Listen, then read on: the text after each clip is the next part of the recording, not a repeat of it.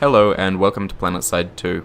In the last couple of episodes we covered the two things that almost everyone advises intermediate players to improve on, aim and positioning, but they never really explain how to do that. So, I hope that the last two videos gave you some insight into improving in those areas of the game. However, this is a combined arms game and a large part of inter-facility fighting is done across large swathes of open terrain. This is where ground vehicles come into play. This video is going to focus on 5 things. First, I'm going to recap on the fundamental rules of positioning from the last episode and elaborate on each point and how it's different for vehicle gameplay. Second, I'm going to cover projectile velocity and leading your shots.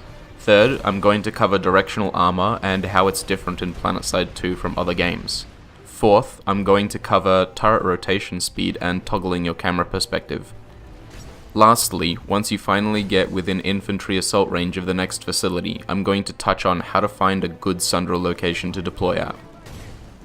Okay, so let's first recap the fundamental rules of positioning. First, be aware of enemy locations.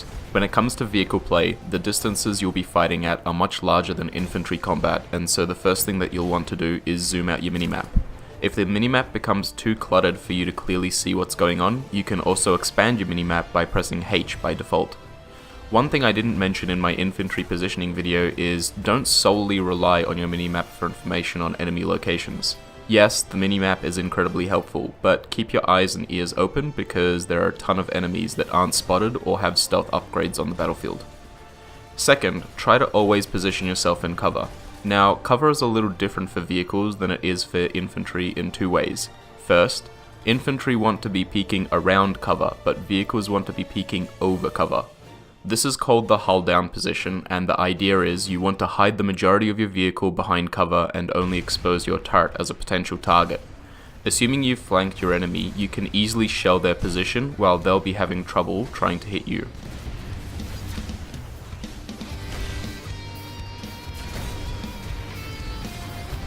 Secondly, vehicles can use range as cover.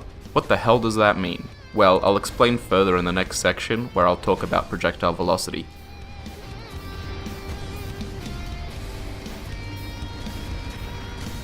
Third, vehicle gameplay is much slower than infantry gameplay. Because vehicle combat is so slow, it's almost impossible to win a 2v1 engagement. So make sure to slice the pie and limit your engagements to 1v1s.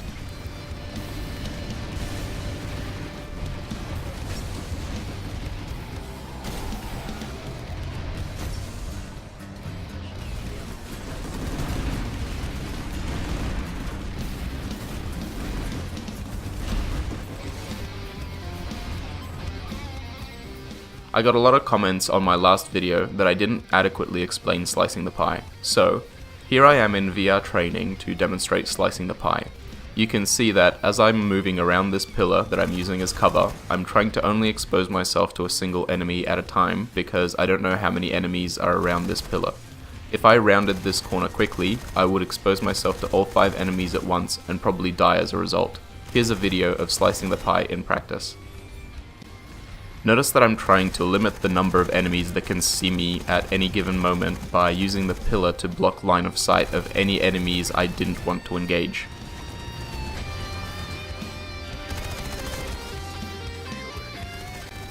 But slicing the pie doesn't always have to be around corners like this. You can also use this technique when using any cover. For example, here I'm using the edge of this roof as cover, and as I move closer to the edge, I expose more enemies. So hopefully that clears up how to execute slicing the pie a little more. Fourth, make sure you have an escape plan. When playing infantry, you want to use your safe zone to allow your shields to recover.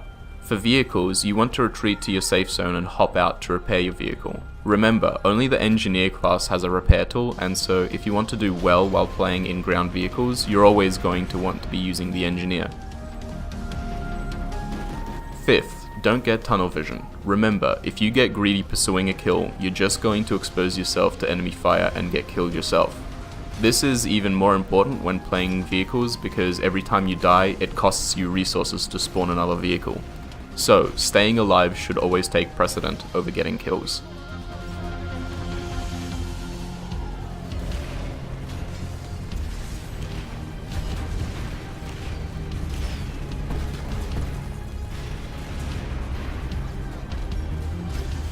Okay, now that we have the ground rules out of the way, let's talk a little about projectile velocity and leading your shots. A huge component of vehicle gameplay is being able to predict your enemy's movements. Most anti-vehicle projectiles in this game travel quite slowly, between 200 and 275 meters per second, which means shooting at an enemy vehicle 200-ish meters away requires you to predict where they're going to be a full second after you shoot. So, when I mentioned that you can use range as cover, you can start to get an idea of what I meant. Once you get outside of a certain range, it will become almost impossible to hit you, assuming you're actively evading enemy fire. What this allows is for vehicles to retreat outside of effective range of enemy cannons and circle around to a flanking position behind a different piece of cover. Now that you know how to use range as cover and outflank your enemy, let's talk a little about why flanking is important. Not only will flanking allow you to get shots on exposed targets while comfortably sitting in cover, but landing shots on side or rear armor of lightnings and main battle tanks grants bonus damage. When you're hitting side armor, you're rewarded with a 15% damage bonus. When you're hitting rear armor, you're rewarded with a 100% damage bonus. But what does it mean to hit side or rear armor? Interestingly, it has nothing to do with what part of the vehicle you hit, like in other games. Instead, it has everything to do with where you are located relative to your target's orientation at the moment of impact. Imagine that a vehicle has 4 zones around it, like so. If I'm standing in the green zone, it won't matter what part of the vehicle I hit, it will always do damage as if I were hitting front armor. The same is true for side armor and rear armor. This means that you should always be aiming to simply hit your target, and don't think about where you're hitting them. Instead, save that brain power to flank your enemies and time your shots appropriately to maximize your damage output. And also, think about which armor you're presenting to the enemy when they're shooting at you.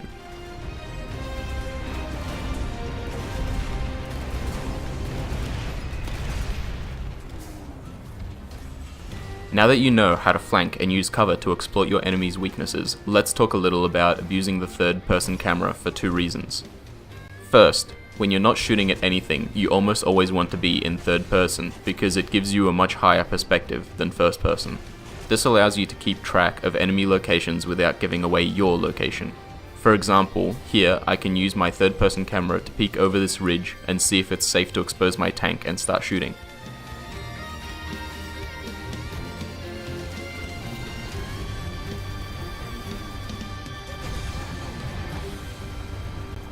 Second, it also makes your turret movement independent from your vehicle's chassis, which makes it much easier to simultaneously control where your vehicle is pointing and where your turret is pointing. Okay, so you've outmaneuvered your enemies and you move up to the next facility, but you don't know where a good place to deploy your Sundre is. Well, each base is different, but I think this thought process will come in handy more often than not. First, locate the enemy spawn room, then locate the no deploy zone. Exclude all of the area that is closer to the enemy spawn room than the control point. Then exclude any area that isn't within 50 meters of the no deploy zone. Then exclude any area that isn't located behind a piece of cover. Sometimes facilities have these little Sunderer garages to assist players in locating these good Sunderer locations, such as in the case of this facility. Okay, so hopefully this video will help you get stuck into the ground vehicle game.